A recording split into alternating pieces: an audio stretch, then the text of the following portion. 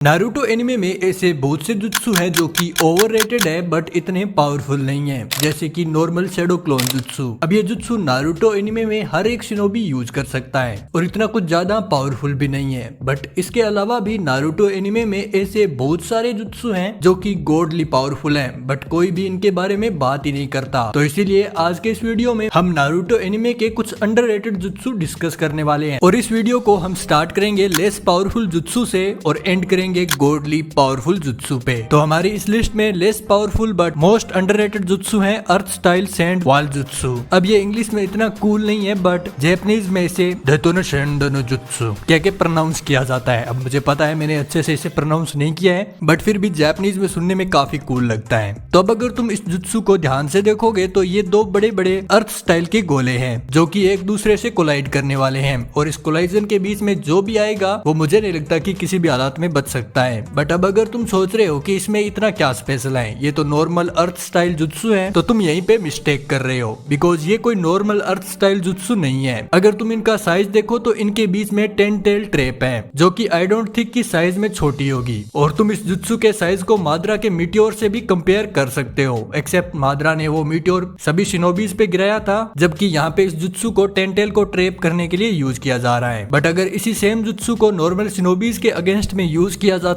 तो भाई pure distraction होता, बट ऐसा नहीं किया गया। और इस लिस्ट में मोस्ट ऑफ जुत्सु ऐसे ही है जिनको कि राइट टाइम पे राइट जगह पे यूज नहीं किया गया। कुछ जुत्सुस को ऐसे अपोनेंट के अगेंस्ट में यूज किया गया जो कि उन्हें इजीली काउंटर कर सकते हैं, जिससे कि वो जुत्सु और ज्यादा अंडररेटेड हो गए। बट ये हमारा नेक्स्ट जुत्सु थोड़ा सा स्पेशल है बिकॉज इस जुत्सु में साइंस का यूज किया गया है। और अगर साइंस का नाम सुनकर तुम्हारे माइंड में ओरोचिमारू का ख्याल आया है तो नहीं, हम यहाँ पे ओरोचिमारू के किसी जुत्सु की बात नहीं कर रहे, बल्कि इस जुत्सु को सेकंड सुचिकागे ने 4th ग्रेट निंजा वॉर में यूज किया था। और इस जुत्सु में सेकंड सुचिकागे ने अपना एक क्लोन क्रिएट किया जो कि अंदर से वाटर से भरा हुआ था और बाहर से ऑयल का बना हुआ, और ये बहुत ही फास्ट मूव कर रहा था, जिससे कि ये अपने ओपोनेंट को भी निकालता जा रहा था। और जितना ज्यादा ये क्लोन मूव करता है उतना ही इसके अंदर रखा हुआ वाटर हीट करता जाता है और स्टीम में कन्वर्ट होता जाता है, यानी कि भाप में। और एक पॉइंट पे जब ये क्लोन इस भाप के प्रेशर को हैंडल नहीं कर पाता है तो बहुत ही प्रेशर के साथ ये क्लोन ब्लास्ट कर जाता है, जो कि एक बहुत ही बड़ा एक्सप्लोजन क्रिएट करता है। लेकिन सबसे डेडली पार्ट इसके बाद आता है,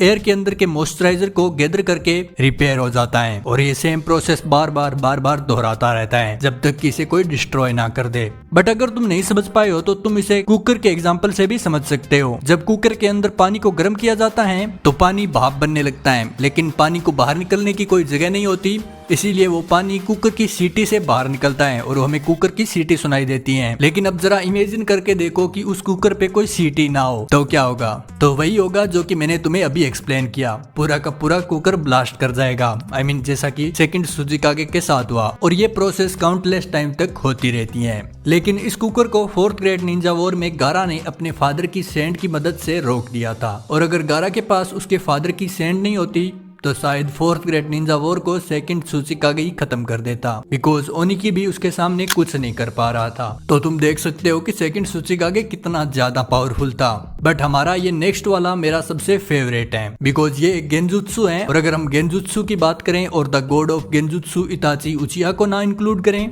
ऐसा तो हो ही नहीं सकता। और ये गेंजुत्सु भी इताची का ही गेंजुत्सु है, और मेरे अकॉर्डिंग ये इताची का सबसे पावरफुल गेंजुत्सु है। और अगर ये इताची का मोस्ट पावरफुल गेंजुत्सु है तो डेफिनेटली पूरी सीरीज का भी सबसे पावरफुल गेंजुत्सु होगा। बट इस गेंजुत्सु को पूरी सीरीज में सिर्फ एक ही बार यूज किया गया था, वो भी काजिकागे रेस्क्यू आर्क में, जब नारुतो, ककाशी और साकुरा गारा को सेव करने जा रहे होते हैं। तभी उनका एनकाउंटर इताची से होता है, और ककाशी स्पेशली नारुतो को वार्न करता है कि कुछ भी हो जाए बट इताची की आंखों में मत देखना, नहीं तो वो तुम्हारे ऊपर गेंजुत्सु कास्ट कर देगा इतना फास्ट कि तुम नहीं कह पाओगे। और नारुतो बीइंग नाइस बॉय वो ककाशी की बात को मानता है और इताची की आंखों में नहीं देखता। लेकिन इसके बाद जो होता है वो पूरे नारुतो सीरीज का सबसे अंडररेटेड मोमेंट है, बिकॉज इताची अपनी फिंगर की मदद से नारुतो पे गेंजुत्सु कास्ट कर देता है। What? Bro, what are you talking about, man? Literally वो एक फिंगर नारुतो की ओर पॉइंट करता है, और नेक्स्ट थिंग हम देखते हैं कि नारुतो इताची के गेंजुत्सु में है, और नारुतो ने इताची के गेंजुत्सु से फ्री होने के लिए वो टेक्निक भी यूज की जो कि जिराया ने स्पेशली नारुतो को सिखाई थी कि जब उस पे कोई गेंजुत्सु यूज करे, बट वो टेक्निक भी नारुतो के कोई काम नहीं आती बिकॉज ये इताची का गेंजुत्सु है और अगर इताची चाहता तो इजीली नारुतो को वहाँ पे खत्म कर सकता था बिकॉज इस गेंजुत्सु को बाहर से ही ब्रेक किया जा सकता है। तो अब तुम देख सकते हो कि ये गेंजुत्सु कितना ज्यादा ओपी है, लेकिन स्टिल मेरे अकॉर्डिंग ये बहुत ही अंडररेटेड है। और ऐसे ही इताची का एक और जुत्सु है जो कि शैडो क्लोन जुत्सु को रियली डिफाइन करता है कि शैडो क्लोन जुत्सु को सही तरीके से कैसे यूज किया जाता है। और ये जुत्सु इताची ने कुरानाई के अगेंस्ट यूज किया था।